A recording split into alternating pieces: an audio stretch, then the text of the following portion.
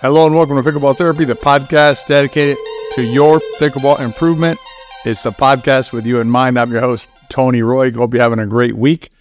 As you know, week to week in this podcast, we try and bring you content to make you think a little differently about your relationship with pickleball, about how you think about it, and hopefully give you a more productive way of interacting with this sport and for yourself personally, right? I mean, one of the beautiful things about anything we do in life, but you know, obviously we're focused on pickleball here, but one of the beautiful things about pickleball is that we get to use it as a, it's kind of like a test lab, right? Or as a kitchen where we can grow as humans, right? So we get to develop ideas, develop thoughts about how we approach pickleball, how we interact with pickleball, and then we use those when we outside of pickleball. So, I always mention road rage rides because that's a common thing for some, but it's basically like, or upset because the person in front of you and the checkout line has a checkbook or something. You're like, I gotta get out of here.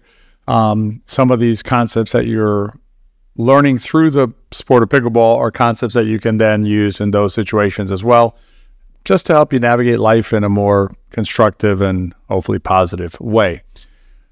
So we're going to continue that this week. And this week we're going to be talking about language. And here's the thing about language. There's a quote that I wanted to share with you.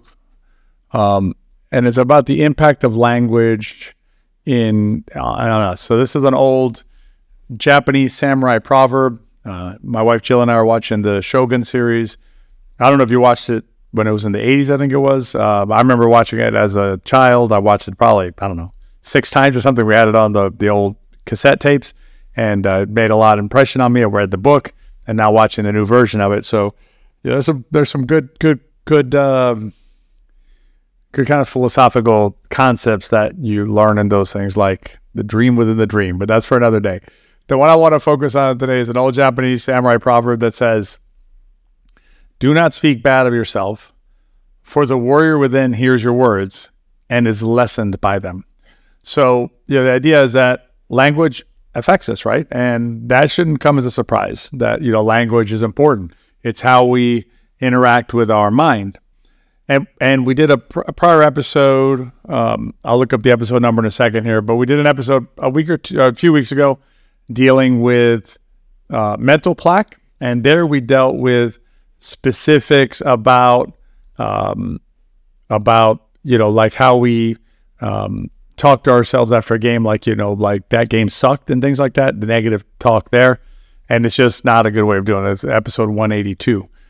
It's just negative talk like that for ourselves is not a good thing. But what I want to talk about this week is how we reference loss, right? Losing sporting events. And what has me thinking about it is, March Madness is going on, and, you're hearing about upsets, right? So you're hearing like Kentucky lost, blue chip team lost to, a lesser team in quotes. And, it's considered an upset. It's considered a big thing, right? But the way we use the words that we use whenever there's a loss involved does two things. One, it overplays it's hyperbolic, right? It's like hysteric, really, when you consider the big picture, and I'll talk about that. And the other thing is that it really diminishes our real losses, because as human beings, we will experience real loss in our lives, right? Friends, loved ones. There's real loss that happens.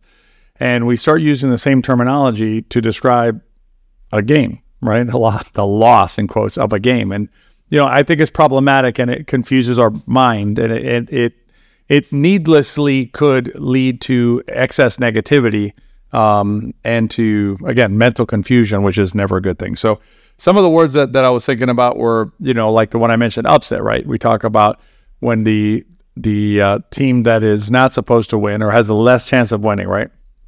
I shouldn't say not supposed to win because that's incorrect, right? It's the team with the less chance of winning wins. We refer to that as an upset. So think about any competitive situation, right? The two teams that are out there, barring some really bizarre circumstances, it's not 100% Team A is going to win and 0% Team B is going to win. There's some range of percentages that Team A is going to win and Team B is going to win. Even in lopsided situations, it's going to be, some percentage that Team B can win. I would suggest to you that in March Madness, it's never 5% for Team B. It's a reasonable number. It's a basketball game. Basketball games, what happened in that game was a player from the other team got hot, scored a bunch of points, and that was how Kentucky went down. But to say that it's an upset, right, suggests that there was something else that was supposed to happen and it didn't. Not really a good way of thinking about it. It's sort of like, think about like if there's a 30% chance of rain and it rains, what happened? Just the 30% happened, right? The 30% came true. If the Team B has a 30% chance of winning the game and Team B wins the game, what happened? Nothing. Just the 30% came true, right? And so, when we use words like upset, when we use words like we suffered a loss, imagine that language, right? We suffered a loss. In a sporting event, you suffered? That's unfortunate. We use terms like that was a heartbreaker, right? Heartbreaker, or it's a sporting event, folks. I mean, sometimes the team with the lower percentage wins. That's how statistics, probabilities work. It's not, again, anytime you ascribe a percentage to something, right? 20%, 30%, 40% to something, that means that it's going to happen sometimes. It's not zero. We talk about recovering from, bouncing back from, right? And I think the problem with using that terminology is that it sends our brain a message that whenever we do lose, and we will in fact lose, that it is worse than it is.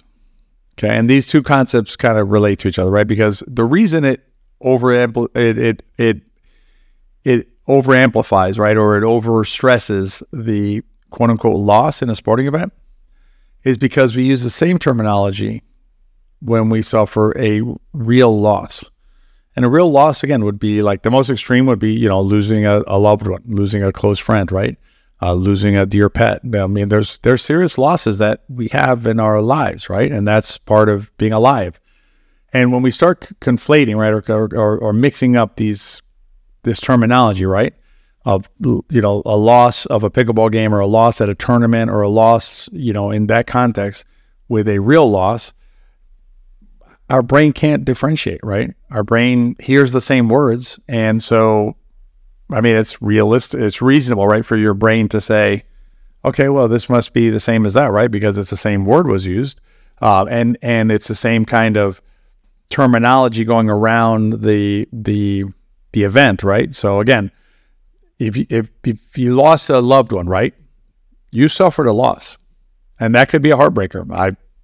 No doubt about that, right? We've all lost loved ones, and well, maybe not all of us, but most of us probably have lost a loved one or somebody close. And that's a loss. That's big, right? We go to play pickleball against, Tom, Dick, and Harry, right, on a Tuesday, and we lose. We didn't suffer a loss, okay? Not the same thing, not even in the same ballpark. And even if it's like, the best basketball team in the country losing against the weakest basketball team in the country, it's not the same thing. It's not the same magnitude. And I think it's important, going back to like the mental plaque, episode 182, and this kind of concept, I think we need to be guardians of the language that we use. We need to be careful, and we need to be thoughtful about the language that we use. I gave you the quote before from the old samurai proverb. There's another book that I've read. I believe it's called, I don't have it in front of me right now, but it's called The Four Agreements, I believe. And one of the most important agreements in that book, basically the idea of the book is that there's like these four agreements that you enter into with yourself. And if you enter into those four agreements, you'll live a better life, right? You'll be happier and everything will be better, right? Because there's some sense to it, right? If you can stick to the four agreements. And as I recall, I know it's at least as important, if not the most important agreement, is your word. And by word, it doesn't mean like your promise. It means the words that come out of your mouth. So you need to be careful with the words that you use and choose, because words have consequence to them. Okay, and It takes a minute to really reflect on this.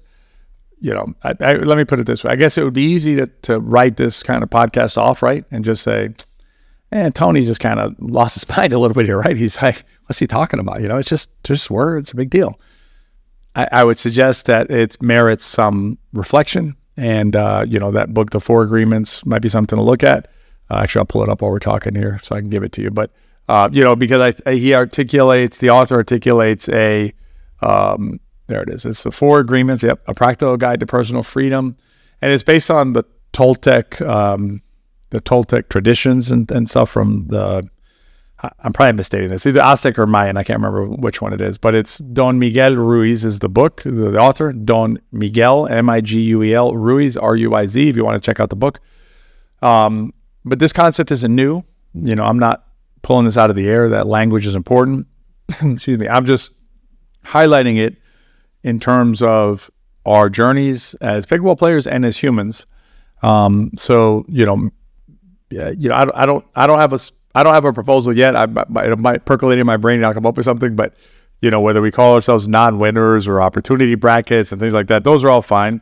But the main thing I wanted to point out was just be cognizant of when you hear terminology like that, like suffering a loss or being upset, that when you're out there in a competitive setting, the fact that the favored team did not win that contest is not an upset and does not mean that anybody suffered a loss. It just means that the contest ended and one team had more points or more runs or more whatever the defining characteristic or measurement of that sport is than the other team, and that's all that happened, nothing else.